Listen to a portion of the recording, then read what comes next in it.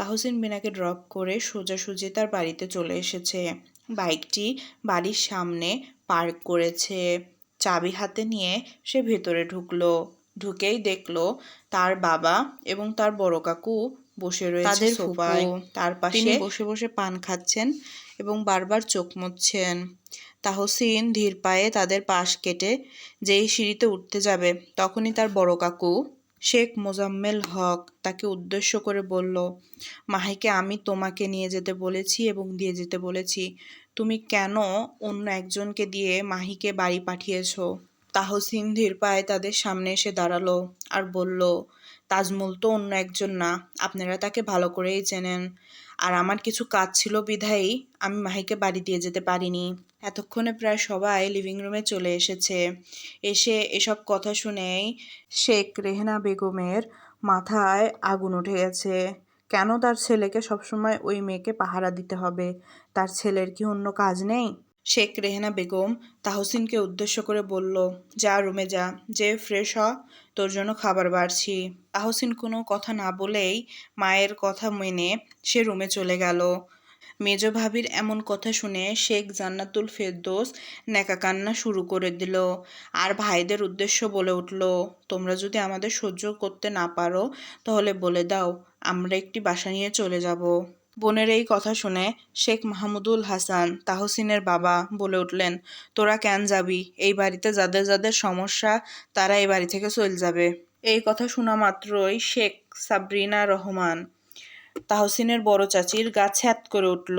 সে বিড়বিড় করতে করতে রান্নাঘরে ঢুকলো। রান্নাঘরে দাঁড়িয়েছিল শেখ শারমিন আক্তার, তাহসিনের ছোট চাচি। সে শেখ রেহেনা বেগমের কাছে যেয়ে বলতে লাগলো, ভাবি, ভাই এমনে কেন কয়? শেখ সাবরিনা রহমান উত্তর দিল, কেন কয় জানিস না? বোনের প্রতি তো দরদ উতলে উতলে পড়ে, এই জন্যই তো বিয়ে দিয়ে এই বাড়িতেই খাওয়া পড়ায়। সেই মুহূর্তেই রান্নাঘরে ঢোকে শেখ তাহমিনা ইসলাম, এই বাড়ির সবচেয়ে ছোট সদস্য। বয়স মাত্র 10 বছর। সে হচ্ছে ছোট চাচার ছোট মেয়ে। সে তার মাকে উদ্দেশ্য করে প্রশ্ন করে, মা, আমাদের ফুপু আমাদের সাথেই থাকেন কেন? সাবরিনা রহমান উত্তর দেয়, আরে জানিস না, 3 ভাইয়ের আদরের ছোট বোন, এই জন্য তো বিয়ের পরে ওইখানে রেখে দিছে। তাদের পোলাপানদেরও মানুষ করছে। আমার কোনো সমস্যা নাই, তাদের মানুষ করুক আর যাই করুক, কিন্তু যখন তোর ফুপু আমাদের ছেলে মেয়েগো নিয়ে আমাদের খুঁটা দেয় আমার কিন্তু খুব গায়ে লাগে। তাদের কথাবার্তা শুনে শেখ তাসফিয়া জাহান তাহসিনের ছোট বোন সেখানে এগিয়ে আসে। হঠাৎ করে এসে প্রশ্ন করে বসলো, আচ্ছা, ফুপুকে বিয়ের পরে এই বাড়িতে রাখার সিদ্ধান্তটা কে নিয়েছিল? শেখ সাবরিনা রহমান বলে উঠল, তখন তো তোদের দাদি বাইসা ছিল। তোর দাদির একটা মাত্রই কথা ছিল যে সে তার মেয়েরে ছাড়া বাঁচতে পারবো না। এই জন্য তো ভাই বোন সব মিলে একটা এতিম ছেলেরে খুঁজে তার লগে বিয়ে দিছিল। সেই ছেলেরে অনেক ব্যবসার ভিতরেও নিয়ে গেছিল, কিন্তু যে নেই যায় সে নেই খালি লস করে। এই জন্য আর ব্যবসা ট্যাবসা করতে দেয় নেই। তখনও তোদের ছোট কাকার বিয়া হয়েছিল না।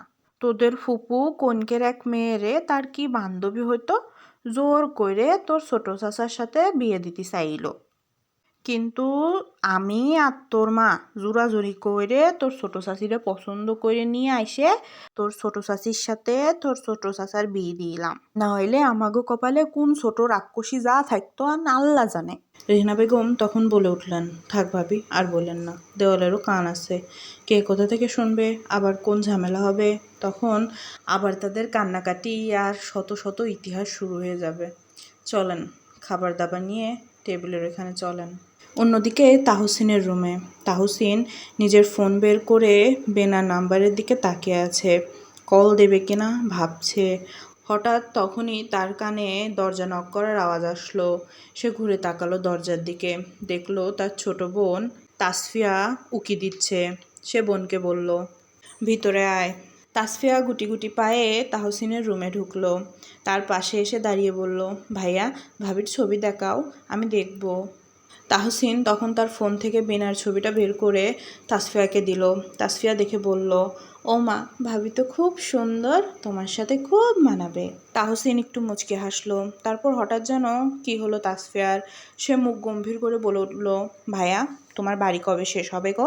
তাহসিন তাসফিয়ার দিকে তাকিয়ে বলল, আর হয়তো লাগবে 4 মাস।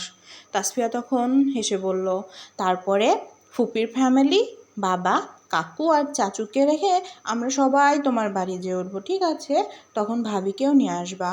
তাহসিন হেসে তার পকেট থেকে 2টি কিটক্যাট বের করে তাসফিয়াকে দিল আর বলল, তাহমিনাকে এখান থেকে একটা দিস, বিকেলে আমি যে তোদের জন্য আরও অনেক করে চকলেট নিয়ে আসবো।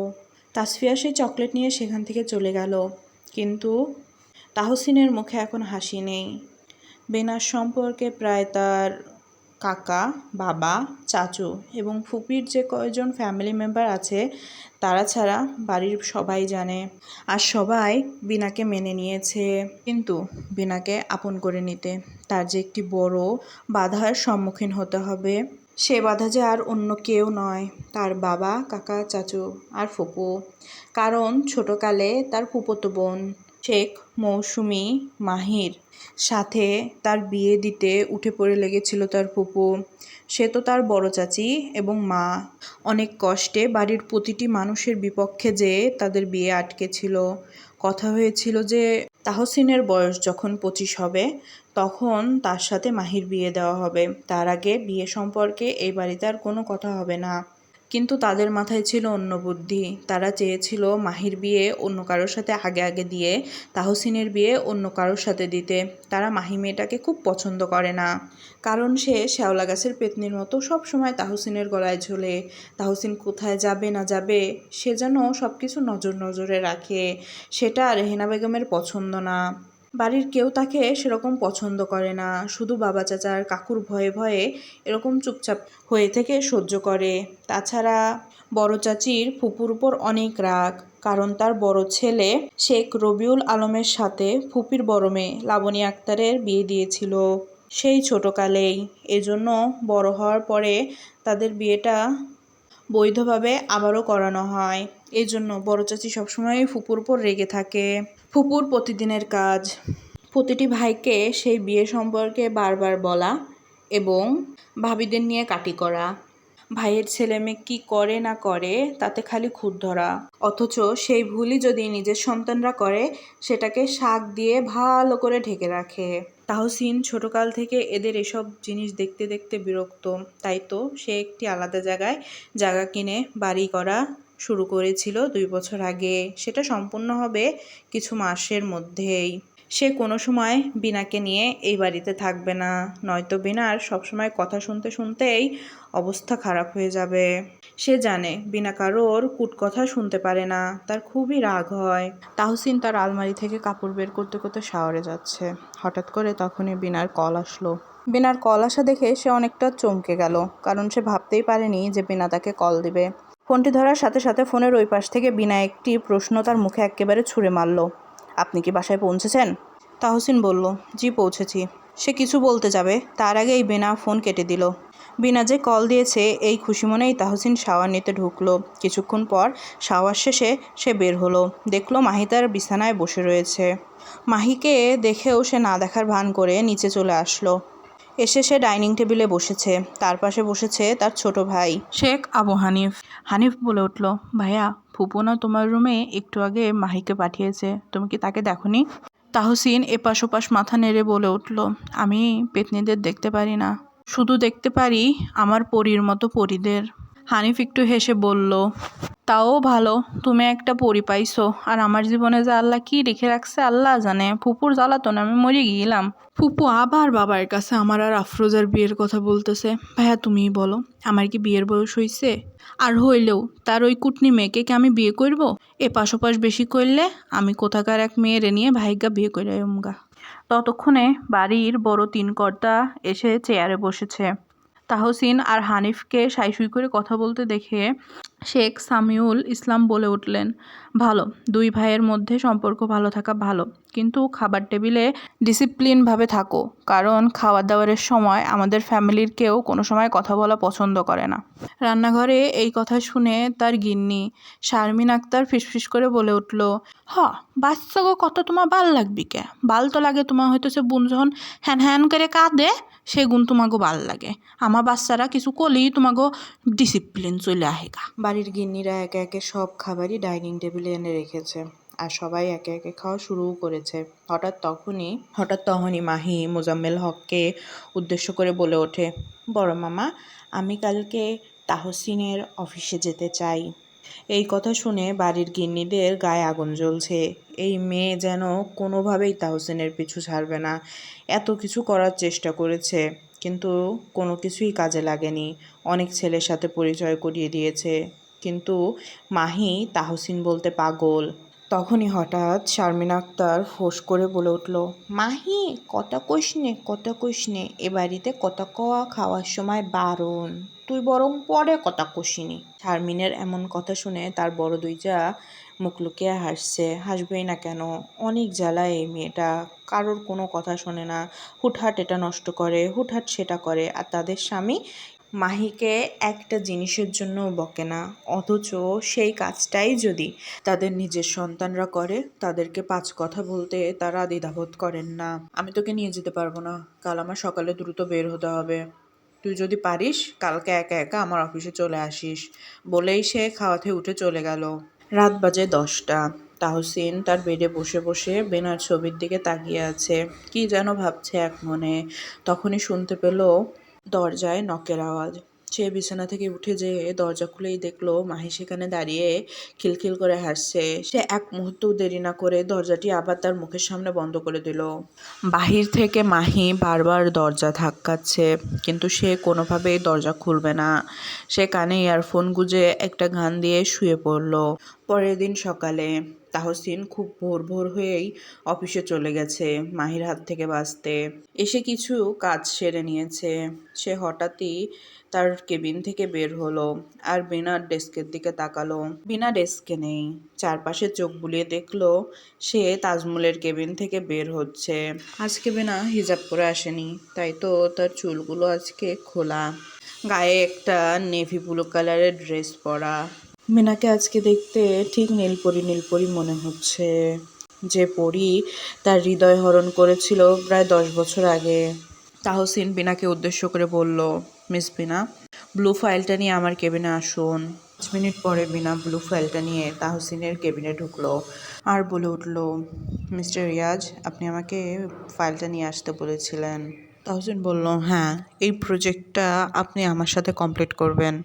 এখন আপনি আমার সামনে বসে এই ফাইলটিকে রিভিউ করবেন এবং তার সামারি আমাকে বুঝিয়ে দিবেন। আশা করি এগুলো আপনি পারবেন। বিনা হাসূচক মাথা নেড়ে তাহসিনের সামনে বসলো। আধা ঘন্টা যাবৎ সে সেই ফাইলটি রিভিউ করছে, বারবার করছে, যাতে সামারি বোঝাতে তার কোনো সমস্যা না হয়। কিন্তু সে যে খেয়াল করেনি আধা ঘন্টা ধরে তাহসিন তার দিকে এক দৃষ্টিতে তাকিয়ে আছে। সেই মুহূর্তে কেউ নক না করেই তাহসিনের কেবিনে ঢুকে পড়ল। তাহসিন সেদিকে তাকিয়ে দেখলো মাহি দাঁড়িয়ে আছে। বিনাও ঘাড় ঘুরিয়ে দেখেছে মাহিকে। মাহি বিনা যে বসে আছে সেটা পাত্তা না দিয়েই হুড়হুড় করে তাহসিনের কাছে এসে দাঁড়ালো। তার কাঁধে হাত রেখে বলল, তাহসিন, আমি এসে গেছি, এখন ঘুরতে চলো। তখনই হঠাৎ বিনা বলে উঠল, স্যার, আমি এই পার্টটা না বুঝতে পারছি না, আমাকে একটু বুঝিয়ে দিবেন। তাহসিন তার চেয়ার থেকে উঠে বিনার পাশে রাখা চেয়ারে বসলো এবং বিনার হাত থেকে ফাইলটা নিয়ে সেটা একটু পড়ে বেনাকে বোঝানো শুরু করলো। বেনা এটা অনেক আগেই বুঝতে পেরেছে, কিন্তু সে নিজেও জানে না সে এমনটা কেন করলো। তাহসিন বিনাকে সেটা বুঝিয়ে দিতে ব্যস্ত, বিনা তাহসিনের দিকে তাকাতে ব্যস্ত, আর মাহি কটকট করে রাগে জ্বলছে তাদের দেখে, কি করবে বুঝতে পারছে না। তখন সে তাহসিনের পাশে এসে গাদো গাদো করে বলল, তুমি যদি আমাকে ঘুরতে না নিয়ে যাও, আমি বড় মামাকে বলে তোমাকে বকা খাওয়াবো। তাহসিন মাহির দিকে বিরক্ত হয়ে তাকিয়ে আছে, আর বিনা সে অবাক দৃষ্টিতে তাকিয়ে আছে। এত ন্যাকামি সে বাচ্চাদের মধ্যেও দেখেনি যত ন্যাকামি মাহি করছে। তখনই দরজায় টোকা দেওয়ার একটা আওয়াজ আসলো। এক মুহূর্তের মধ্যে বেলা হুড়হুড় করে ঢুকে পড়েছে আর বলা শুরু করেছে, স্যার, আমি হচ্ছি আপনাগো নিউ ইন্টার্ন, আজ থেকে মুই জয়েন করিলাম, আর বলতেছি স্যার, মোরে কেউ কিছু বুঝাই দিবে না। তাহসিন মাহির দিকে তাকিয়ে একটা বেঁকা হাসি দিল, আর তখনই তাহসিন বেলাকে বলে উঠল, এই যে দেখছো, এর নাম হচ্ছে মাহি। ইনিই তোমাকে সব কিছু বুঝিয়ে দেবে। মাহি, যা ওকে অফিসের সব কিছু বুঝিয়ে দে। মাহি মুখ খুলেছে কিছু বলার জন্য, কিন্তু ততক্ষণে সে কেবিনের বাইরে। বেলা তার হাত টানতে টানতে কোন সময় তারা বের হয়ে গেছে মাহির খেয়াল নেই সেদিকে। গত 1 ঘন্টা ধরে মাহি বেলাকে আবুল তাবুল বোঝাচ্ছে। বেলা সেদিকে হা করে তাকিয়ে আছে। তার সব কথাই মাথার উপর দিয়ে যাচ্ছে। একটা কথাও যে অফিস রিলেটেড না। অফিস রিলেটেড হবেই বা কীভাবে? মাহি তো অফিসের কোনো জিনিসই বোঝে না। তখন বেলা চোখ পড়লো তাহসিনের কেবিনের দিকে। বিনা মাথা নিচু করে ধীর ধীর পায়ে তার ডেস্কে এসে বসেছে। সে মাথা তুলছে না। বেলা মাহির দিকে খেয়াল না করে বিনার কাছে যেয়ে দাঁড়ালো। বেলা এসেছে জেনেই বিনা তার চোখ মুখ তুলে বেলার দিকে তাকালো। বেলা দেখতে পেল বিনার নাক গাল দুটি লাল টুকটুকে হয়ে রয়েছে। মনে হচ্ছে কেউ যেন সিঁদুর মেখে দিয়ে চলে গেছে। বেলা চেয়ার টেনে বিনার পাশে বসেই জিগালো, এবেরি তোরে কি কেউ থাপ্পড় মারছানি? গাল এমনে লাল হয়ে রইছে। বিনা না সূচক মাথা নাড়ল, কিন্তু মুখে কিছুই বলছে না। হঠাৎ করেই বেলা বলে উঠল, ওই বেটা কি তোর লগে খারাপ ব্যবহার করছে নি? তোর কি রাগে গাল লাল হয়ে গেছে? বিনা না সূচক মাথা নাড়ল। তখনই তার মনে পড়ে গেল রুমে ঘটা ঘটনাটি। রুম থেকে বের হওয়ার 1 মিনিট আগে সে যখন চেয়ার থেকে উঠতে যাবে কিভাবে যেন ব্যালেন্স হারিয়ে ফেলে, আর সে যে পড়ে তাহসিনের ওপর। তার কপালটা যেয়ে লাগে তাহসিনের ঠোঁটে। সে যে কী কাণ্ড ঘটিয়েছে সেটা ঠিক পেতেই বিনা তাহসিনের দিকে চোখ তুলে তাকায়, আর দেখে তাহসিন মুচকি মুচকি হাসছে। তাকে দেখে এমন মনে হচ্ছে সে যেন জানতো এরকমটাই হবে। গল্পটি যদি ভালো লাগে তাহলে লাইক করবেন, কমেন্ট করবেন, আর নতুন নতুন গল্প এবং ভিডিওর নোটিফিকেশন পেতে চ্যানেলটিকে সাবস্ক্রাইব করবেন। Bye bye.